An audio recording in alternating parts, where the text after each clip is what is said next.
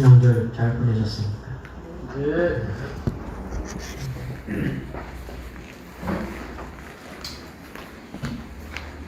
즐거운 명절이 오면 명절이 갖고 있는 가장 큰 의미는 모임입니다. 모임. 헤어졌던 가족들이 같이 만나서 참으로 즐거운 시간을 갖는 이런 명절인데, 금년 명절은 국가에서부터도 전부가 다 가족 모임을 삼가해달라 해서 우리가 고유의 명절을 갖는 그 의미들을 우리가 갖지 못하고 지나가는 그런 참 안타까운 그런 명절을 우리가 보냈습니다. 성경에도 명절이 많이 나오죠. 요한복음 7장에 보면 명절 끝날 곧 큰 날에 이렇게 나옵니다. 이게 뭐냐면 여러분 이스라엘 사람들에게 있어서 매 일곱째 날 안식일은 휴일이에요. 우리가 오늘날로 치는 매 일요일 날이 공휴일이잖아요. 그렇죠? 그런 것처럼 이스라엘 백성들에게 있어서의 매 안식일 일곱째 날 토요일은 하나님께 예배드리는 그들의 일상생활을 하지 않는 그런 휴일입니다. 영어로 얘기하면 할러데이예요. 그런데 우리가 일요일마다 갖는 이 휴일 말고도 우리도 공휴일이 있죠. 3.1절, 8.15 뭐 이런 날들이 있잖아요. 그렇죠? 네. 또 설날, 추석 이렇게. 근데 명절 끝날 큰 날에 이런 얘기는 뭐냐면 이스라엘 백성이 명절로서의 휴일이에요. 다시 해서 설날인데 설날이 안식일과 겹치어서 있는 날, 그런 날을 큰 날이라고 얘기하는 것입니다. 네. 우리도 그런 때가 있잖아요. 그렇죠? 네. 오늘이 안식일과 겹친 명절입니다. 네, 그러니까 우리가 이스라엘에게 있어서의 안식일이다 하는 것이 이제 일종의 휴일인데, 그게 매주 오는 일곱째 날 안식일도 있고, 그 다음에 그 외에 절기들이 있어요. 그 절기의 안식일이 있습니다. 근데 그것이 절기의 안식일은 토요일이 아니라 할지라도 휴일이에요. 수요일날 날 수도 있고 이러잖아요. 그런데 그것이 공교롭게 토요일 안식일과 이 절기 안식일과 진짜 안식일이 겹치는 날, 그 날이 큰 날이라고 이렇게 표현을 했습니다. Great Day. 예. 다시 얘기해서 안식일과 명절 안식일이 맞닥뜨렸기 때문에 그런 것이죠.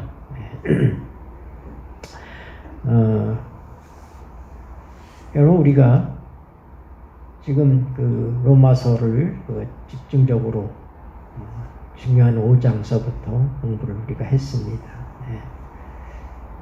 우리가 로마서 5장에서부터 공부하게 된 내용들을 보면 우리 모두가 다 한 사람 때문에 다 죄인이 됐습니다. 죄가 이 땅에 들어왔어요. 그래서 아담 안에서 태어난 모든 사람은 다 죄인인 것입니다. 누구 때문에? 아담 때문에. 그러니까 우리가 아담 안에서 다 죄인이 된 거예요. 마찬가지로 우리는 또 다른 아담이신 예수 그리스도 안에서 우리가 다 뭐가 돼? 의인이 되는 것입니다. 그래서 하나님의 구원은 아담에게서 태어났던 우리들을 그리스도 안으로 옮기는 것입니다. 모든 인간은 아담 안에 있어요. 아담 안에. 아담을 통해서 우리가 다 태어났어요. 근데 아담이 죄인이에요. 옛날에 종이 있을 때, 종의 자녀, 노예 시대에 노예 제도가 있을 때 종의 자녀도 주인의 종인 것입니다. 네.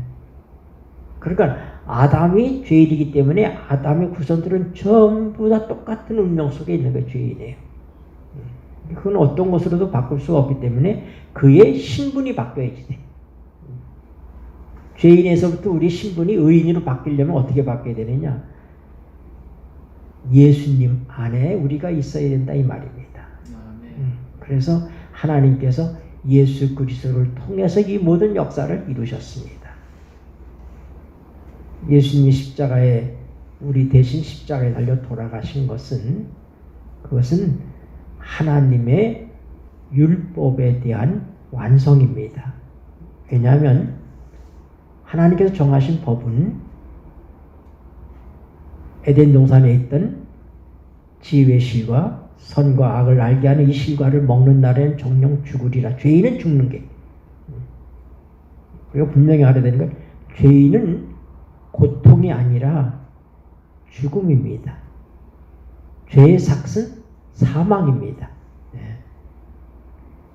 그래서 우리가 잘못하는 것처럼 죄가 마치 지옥불에 들어가서 영원토록 고통을 당하는 것으로 그렇게 생각을 하는데 그거는 성경적이지 않아요.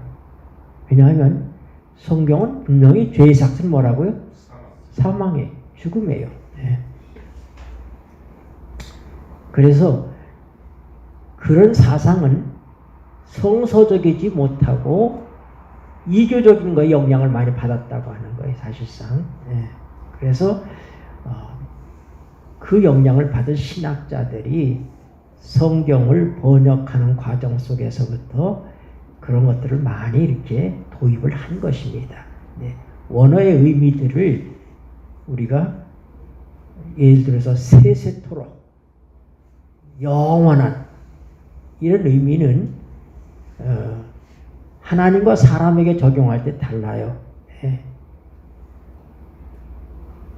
영원하다고 하는 의미는 하나님께서는 영원한 것이지만은 인간에게 있어서 영원한 불의 심판을 받았다 할 때의 그 영혼이라고 하는 것은 뭐냐면 하나님께서 끄시지 않는 한 꺼지지 않는 완전히 사람이 어떻게 할 수 없는 완전히 소멸시키는 그런 불의 의미예요. 그걸 우리는 뭐냐면 시간적으로 꺼지지 않는 불, 세세토록 이렇게 생각한다 이 말입니다. 근데 그것이 아니라 사람이 끌 수 없는 불. 하나님께서 완전히 소멸할 때까지 소멸하게 하신 바로 그런 불. 만약에 죄의 삭시 사망인데 죽지도 않고 영원히 고통을 당하는 것이라고 그러면 하나님 말씀과 다르잖아요. 그렇죠? 이거는 우리가 하나님의 말씀에 입각해서 성경을 바르게 이해할 필요가 있다고 하는 것이지요. 그래서 하나님께서는 우리의 신분이 잘못된 것들을 하나님 밖으로 나갔어요. 하나님보다 떠나가 버렸어요. 그런 우리를 하나님 안으로 이끄시는 그 일을 위해서 아담족에서부터 예수족으로 우리를 바꾸셨다 이 얘기입니다.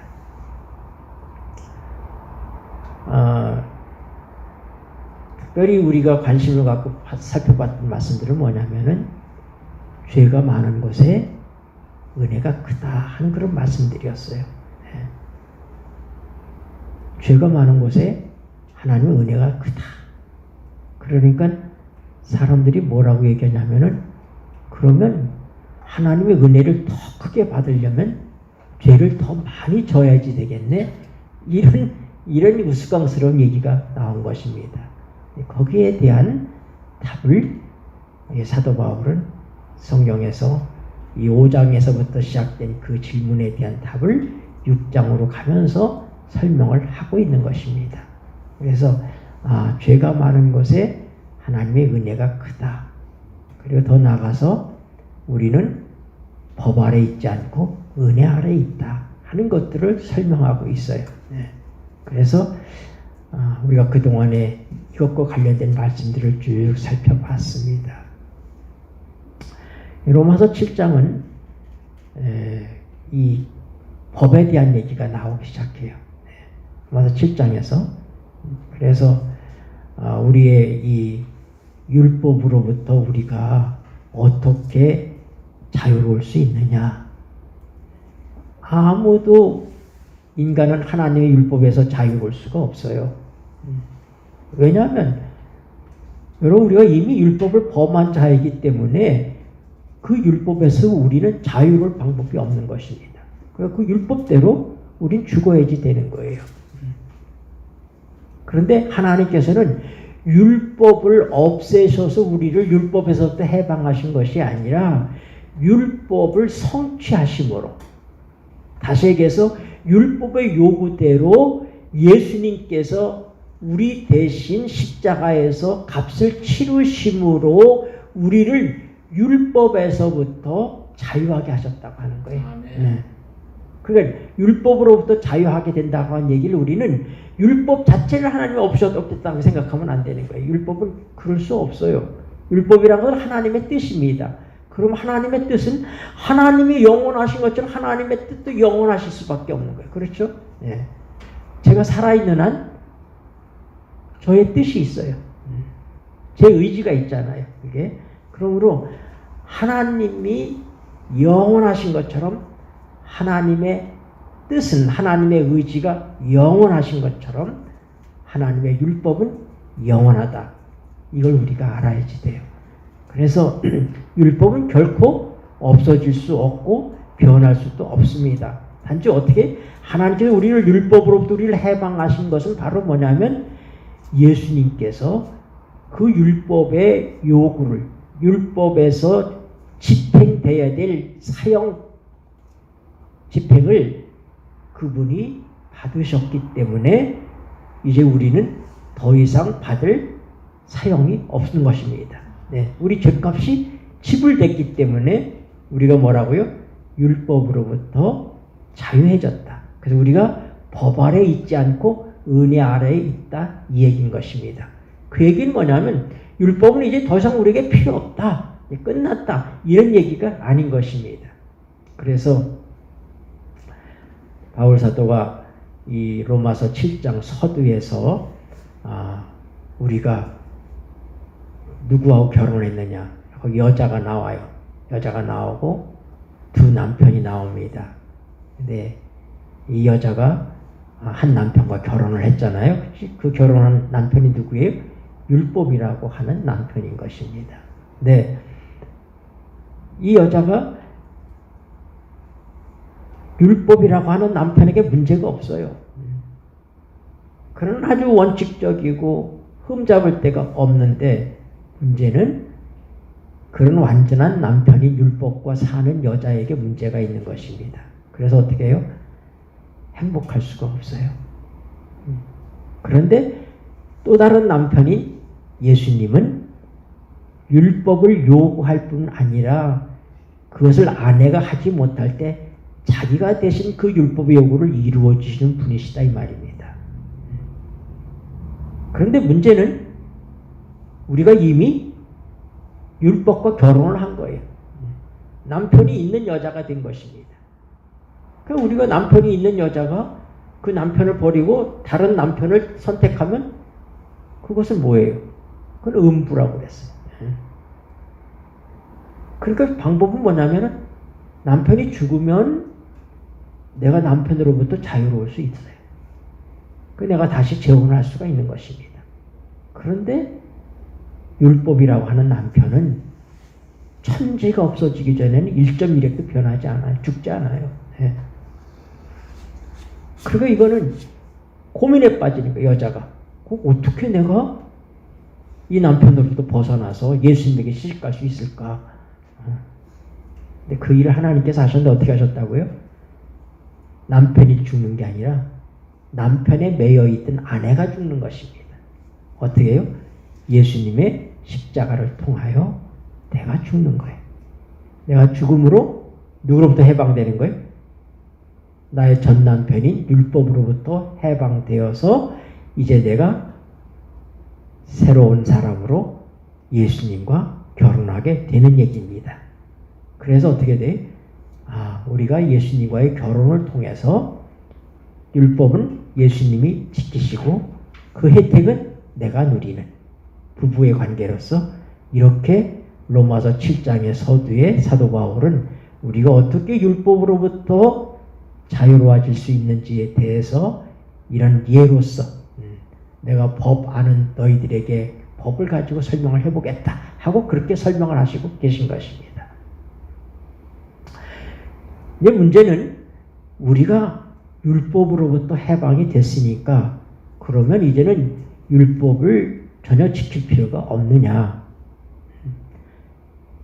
우리가 알아야 될 것은 율법으로부터 해방됐다고 하는 얘기는 뭐냐면은 우리가 구원을 필요로 하는 그 율법에서부터 해방됐다고 하는 거예요. 죄인은 죽어야지 되는데 율법에 의해서 그런데 죽을 수밖에 없는 그 율법에서부터 예수님께서 대신 죽으심으로 말미암아 어떻게 했다고요? 우리는 그 율법으로부터 벗어나게 된 것입니다. 그러니까 아무도 율법을 지켜서 구원을 받을 필요가 없어요. 왜요? 지킬 수도 없으려니와 이미 예수님께서 이 일을 이루셨기 때문에 우리는 내가 구원을 받기 위해서 율법을 지켜야 된다고 하는 근데 이미 율법을 어겨가지고 우리는 지킬 수도 없어요. 그런 입장에서부터 우리는 어떻게 되어 있다고요? 자유하게 되었다. 그래서 우리는 율법 아래에 있지 아니하고 어떻게 하나님의 은혜 아래에 있다. 이렇게 설명하는 거예요. 그러나 하나님의 율법은 여전히 남아 있습니다. 하나님의 율법은 불변입니다. 사도 바울이 얘기하는 거예요. 로마서 7장의 사도 바울은 하나님의 율법에 대해서 그는 정의합니다. 하나님의 율법이 어떠냐? 하나님의 율법에 문제가 있느냐? 문제 없다 이거예요. 하나님의 율법은 거룩하고 선하다. 그 율법으로부터의 해방 문제를 우리가 잘못 이해하면 안 돼. 신도덕주의적 그런 신학자들은 율법 무용론을 주장해. 예수님이 십자가에서 이미 모든 걸 다 성취했기 때문에 이제 우리는 율법이 필요 없는 존재다. 이렇게 얘기해. 이것은 잘못된 신학입니다. 어느 교단을 막론하고 보수적인 신학의 입장에 있어서는 그것을 다 배격합니다. 그래서 율법은 여전히 존재합니다. 그래서 어떻게 해요? 이제 내가 하나님의 은혜로 구원을 받았고 율법의 저주에서부터 벗어났다. 옛날에는 내가 율법을 지킬 수 없는 그런 존재였고 그래서 예수님께서 우리를 은혜로 구원해 주셨다. 그러니까 이제 우리가 구원을 받았으니 이제는 하나님이 기뻐하시는 대로 살아야지 된다. 하나님이 기뻐하시는 삶이 뭡니까? 하나님의 뜻을 따르는 삶인 것입니다. 그걸 우리가 다른 말로 얘기하면 뭐예요? 거룩이라고 얘기할 수 있어요. 하나님의 거룩함에 이르는 것입니다. 로마서 6장에서 너희 몸을 하나님께 드려서 거룩함에 이르라 그렇게 얘기했어요.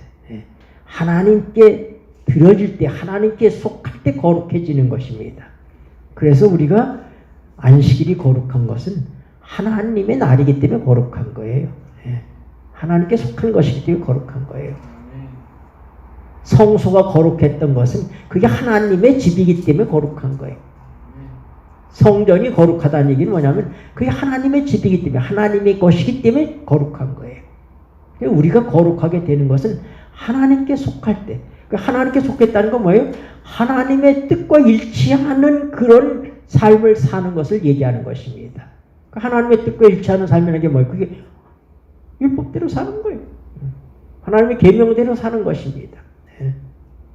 율법이 사랑이기 때문에 우리가 그 사랑 안에서 살아가는 거예요.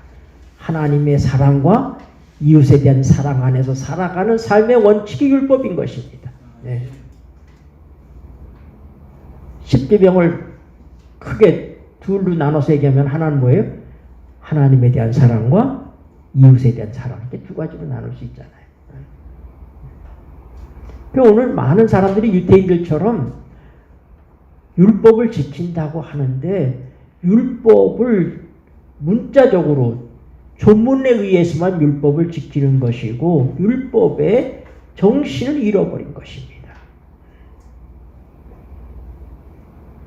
율법의 정신은 뭐예요? 사랑이에요, 사랑. 네.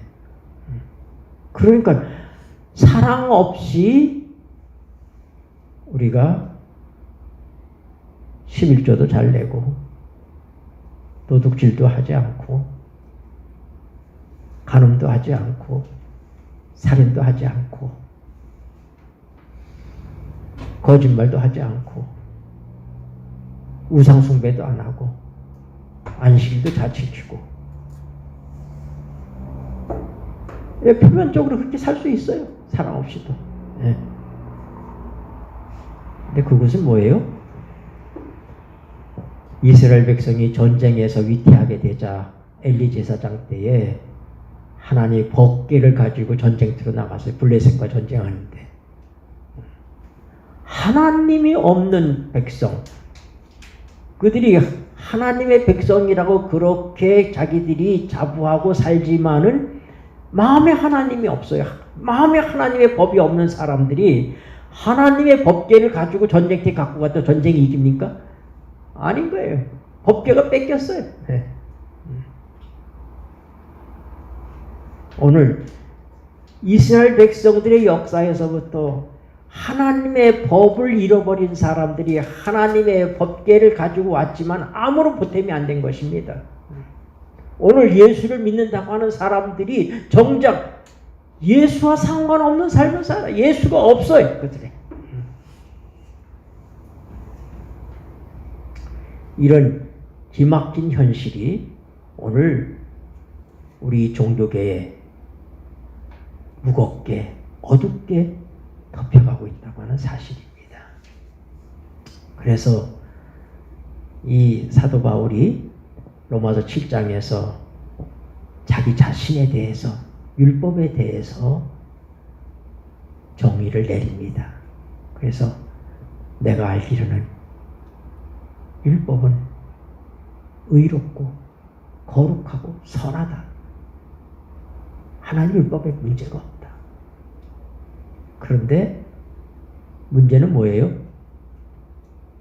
그 율법을 마땅히 사랑하고 그 율법을 행해야 되는 나한테 문제가 있다.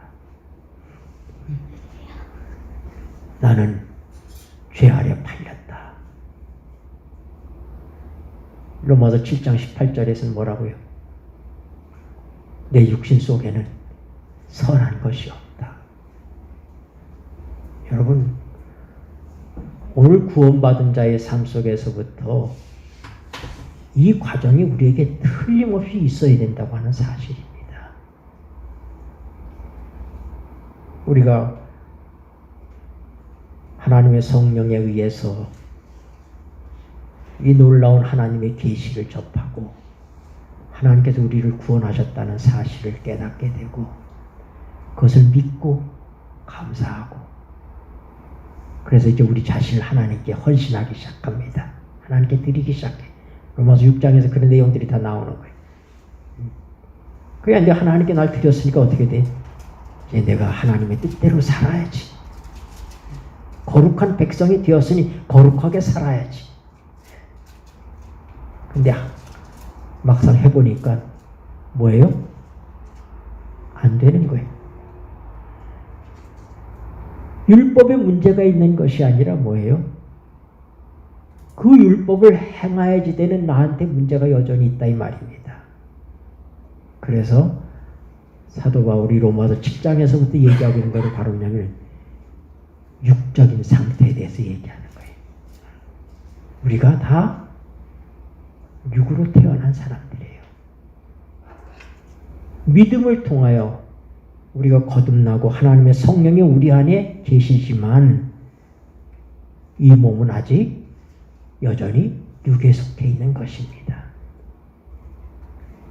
우리는 오랫동안 하나님의 뜻과는 다르게 이 육적인 욕망과 육적인 소욕에 사로잡혀서 살아왔던 습관을 가지고 있는 사람들입니다. 그래서 내가 이 육적 상태에서 이 육적인 걸 가지고 이 육신으로서 하나님의 법을 지키려고 노력을 하니까 되더라 안 되더라? 안 되는 거예요. 그래서 뭐라고요?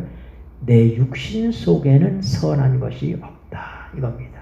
그래서 육과 성령은 정반대의 개념이에요. 이 둘은 양립할 수가 없는 것입니다. 우리가 거듭남을 통해서 우리의 삶의 목적이 바뀌었습니다. 옛날에는 부귀 영달을 누리는 이 세상에서의 삶을 추구했지만은 이제는 우리가 하늘나라를 사모하는 삶을 삽니다. 전에는 내가 세상을 위하여서 세상 일에 바쁘게 살았지만 이제는 내가 하나님을 위해서 사는 사람이 됐습니다. 그런데 우리에게 있는 문제가 뭐냐면은 내 삶의 방향은 바뀌었어요. 내 삶의 목표는 바뀌었어요.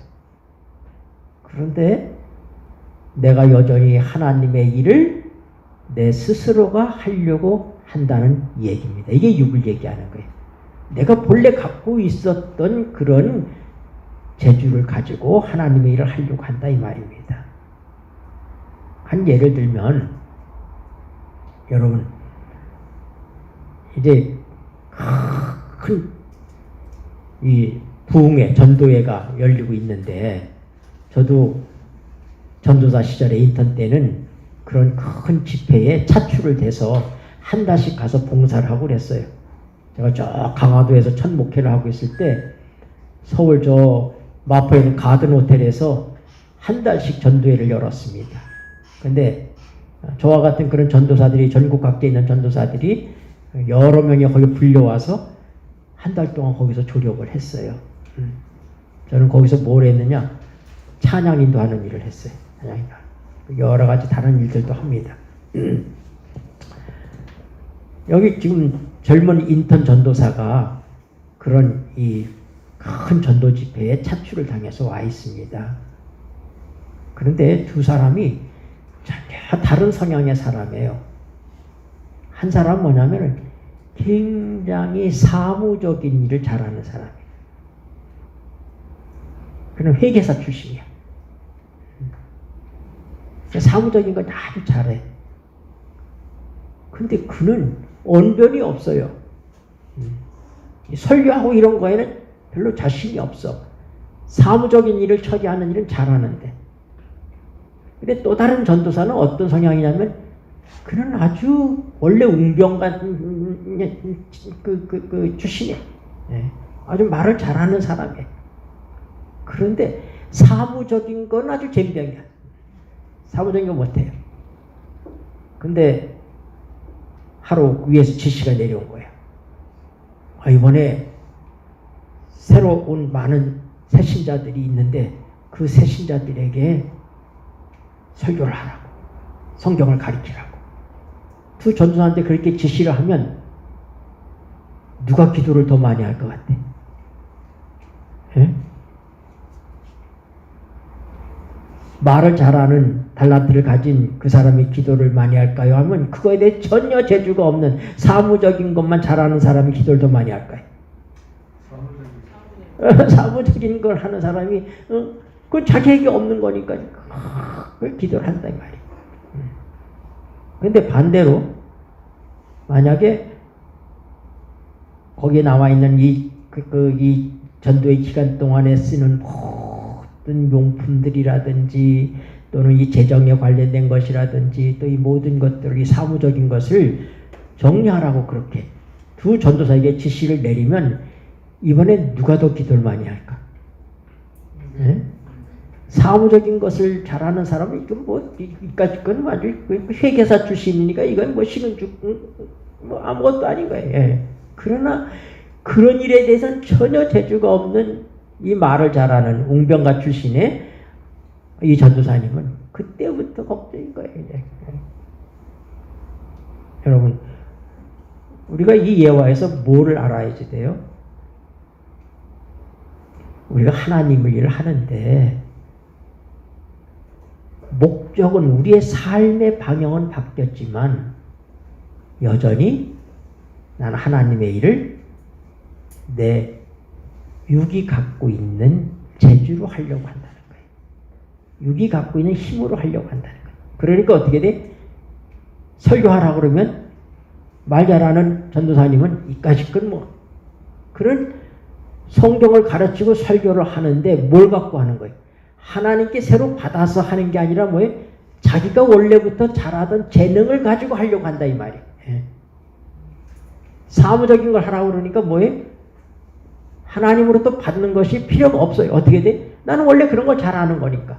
근데 사무적인 거고. 그러니까 그것이 바로 뭐예요? 이것이 우리가 곧 육으로 하나님의 율법을 지키려고 하는 그리스도인의 모습인 것입니다. 내가 원래부터 갖고 있는 내 힘을 가지고 내 육적인 그런 능력을 가지고 하나님의 일을 하려고 하는 것입니다. 그렇게 하는 동안에는 불가능해요. 왜냐하면 하나님의 일은 하나님께서 하시는 것이기 때문에 성령께서 하시지 아니하면 나는 하나님의 율법을 따를 수가 없습니다. 그래서 사도 바울이 많이 노력을 한 거예요. 자기가 왜 안 될까? 내가 하나님께서 내게 알려주신 이 계시대로 믿고 내가 구원받았다는 사실을 알고 내가 이 사실을 믿고 그리고 이제는 내게 속한 이 모든 것들 내 옛사람은 예수님과 함께 십자가에 못 박히고 내가 이제 새 사람이 되었으니 이제 내 몸을 하나님께 드려야지 하고 드려서 열심히 하나님의 율법대로 살려고 하니까 되더라 안 되더라? 안 된다는 얘기가 로마서 7장의 얘기예요. 바로. 그래서 그런 나중에 뭐라고 그래? 오라 나는 곤고한 사람이로다. 누가 나를 이 사망의 몸에서 건져내랴. 그는 드디어 하나님 앞에서 손을 드는 거예요. 뭐라고요? 그는 하나님의 뜻대로 살아보려고 기도도 하고 몸부림치고 성경도 많이 읽고 그냥 자기가 결심도 새롭게 해보고 이제 새해가 되면 또 결심을 하는 거예요. 그렇게 하지만은 안 돼. 내가 노력이 부족했는가 보다 생각하고 또 금식하고 해봐요. 그래도 안 되는 거예요. 그러다 드디어 그 깨달은 게 뭐냐면은 나는 하나님의 율법 앞에서 내 존재는 사망의 몸이다. 죽은 존재다. 하나님의 율법을 어떻게 해볼 수 없는 시체와 같은 존재다. 내가 부족해서 내가 더 노력을 덜해서 이게 아니라 나는 아예 하나님의 율법 앞에서는 사망의 몸이다. 그래서 뭐라고 얘기해? 누가 나를 건져내랴? 내가 아닌 누가 나를 건져내랴? 이 절망을 경험하는 게 참 그리스도인의 삶의 길이라고 하는 것입니다. 그랬더니 뭐라고 해? 우리 주 예수 그리스도로 말미암아 하나님께 감사하리로다. 예. 문제 해결이 누가 했다는 얘기야? 그러니까 예수님을 통해서 하나님께 사셨어요. 그러니까 누구에게 감사해? 하나님께 감사하는 거예요. 내가 율법을 스스로 지키는 것이 아니라 하나님께서 하시는 거예요. 그러면서 그가 반복해서 얘기해. 그 전에도 뭐예요?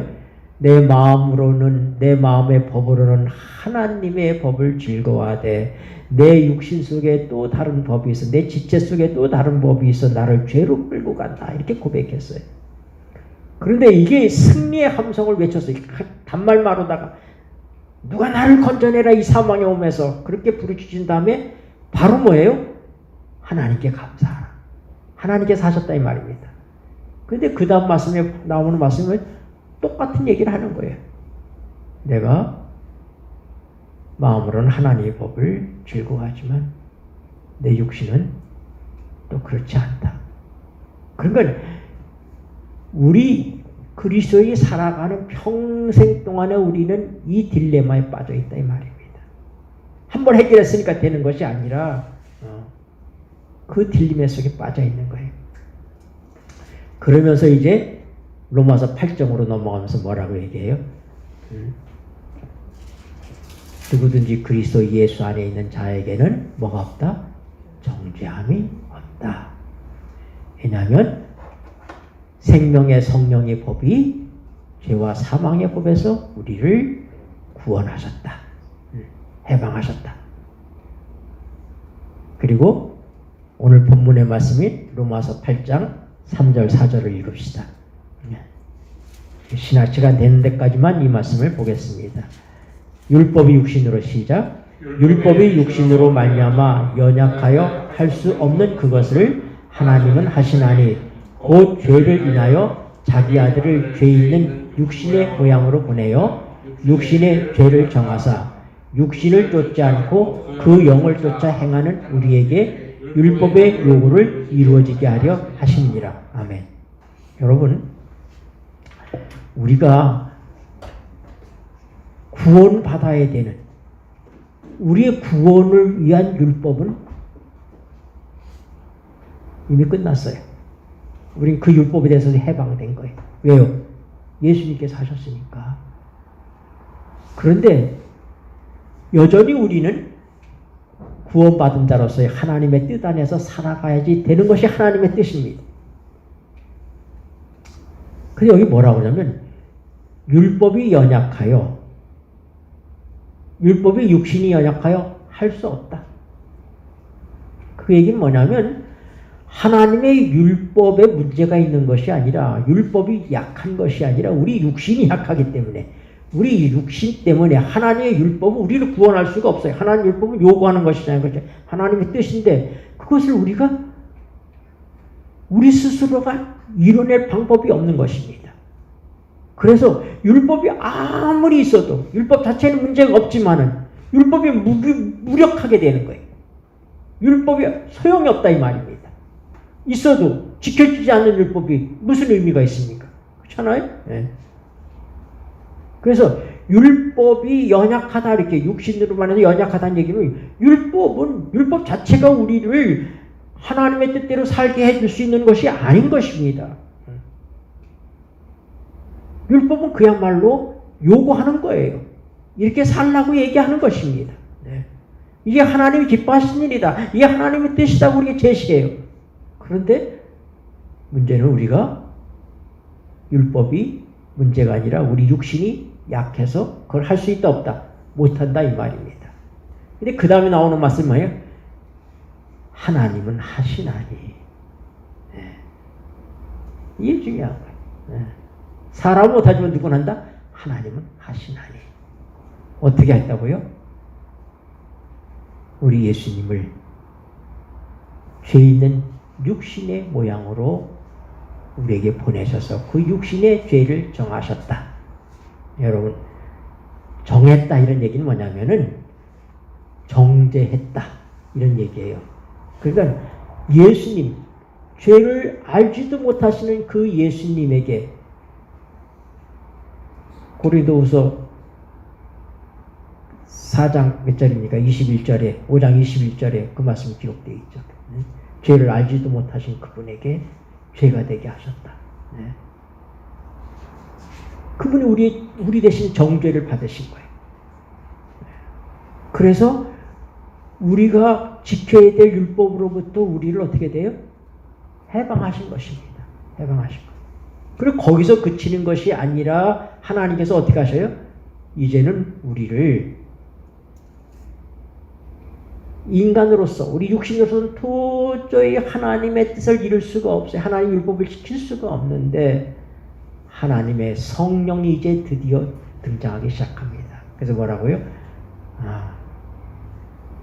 육신을 쫓지 않고 그 영을 성령을 쫓아서 사는 사람에게 율법의 요구가 이루어지게 하려 하십니다. 아멘. 자, 이제 제가 중요한 결론을 내리겠습니다. 여러분, 이 성경이 우리에게 어떤 것을 가르쳐주고 있느냐? 예수님께서 왜 죽으셨어요? 예수님 죽으신 목적. 예수님이 십자가에 죽으신 목적은 율법을 이루시기 위해서 돌아가셨어요. 내가 율법을 완전케, 폐하러 온 게 아니라 완전케 하러 왔다고 그랬죠.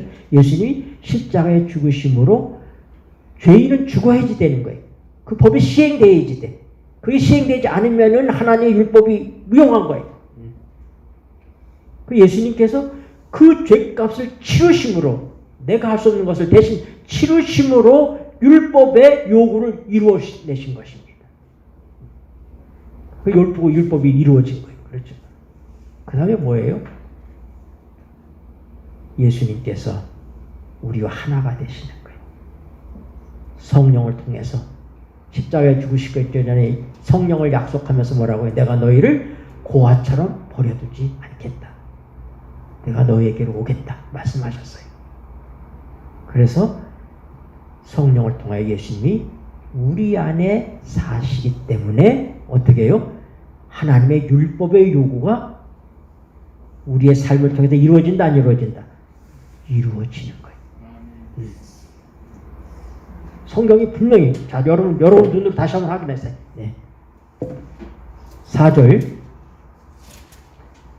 육신을 쫓지 않고, 시작. 육신을 쫓지 않고 그 영을 쫓아 행하는 우리에게 율법의 요구를 이루어지게 하려 하심이니라. 아멘. 자, 여기 두 가지의 율법이 있어요. 두 가지 율법. 하나는 뭐냐면 그 율법을 지켜서 구원받아야지 되는 그 율법이 있어요. 근데 이미 우리는 그 율법을 범했고 율법을 지킬 수도 없어요. 그래서 예수님께서 우리 대신 그 율법을 지키셨다 이 말입니다. 그 율법의 요구대로 십자가에 죽으셨어요. 사형언도를 받으셨어요. 그래서 어떻게 했다고요? 이제 우리는 더 이상 우리 구원을 위해서 지킬 율법이 있다 없다? 없다. 그게 우리의 율법으로부터 해방해. 그런데 예수님의 십자가는 거기서 끝나지 않고 구원받은 하나님 백성들에게 어떻게 해요? 예수님께서는 성령을 통하여 성령을 쫓아서 살게 하심을 통해서 성령을 내가 사는 일에 성령님께서 날 도와주래 이게 아니에요.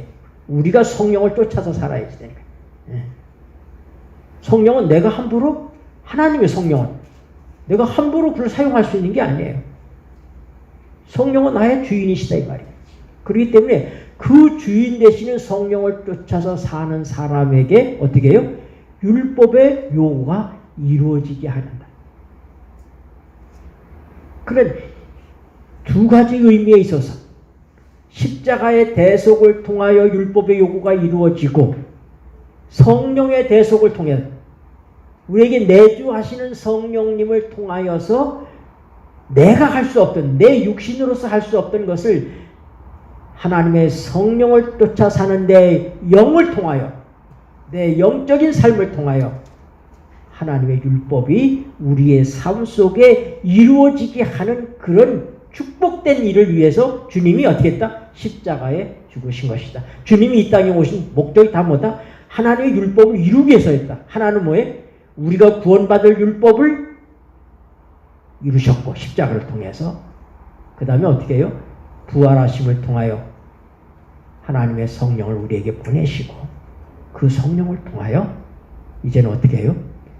구원과 상관없이 구원 문제는 끝났어요. 구원과 상관없이 구원받은 하나님의 백성이 정말로 축복된 성령 열매를 맺어가는 그 삶을 살아갈 수 있도록 하기 위해서 주님이 이 땅에 오신 것이다.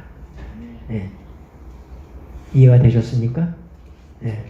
이 율법과 행함의 문제는 언제나 이 그리스도인들에게 있어서의 갈등의 문제예요. 야, 행함은 필요 없다. 믿음만으로 이런 주장을 많이 아니다. 그래도 우리가 믿음으로 구원받지만 그래도 우리가 행해야지 된다. 근데 여러분, 우리의 행함은 없는 것입니다. 이게 우리가 법 아래에 있지 않고 은혜 아래에 있단 말이에요.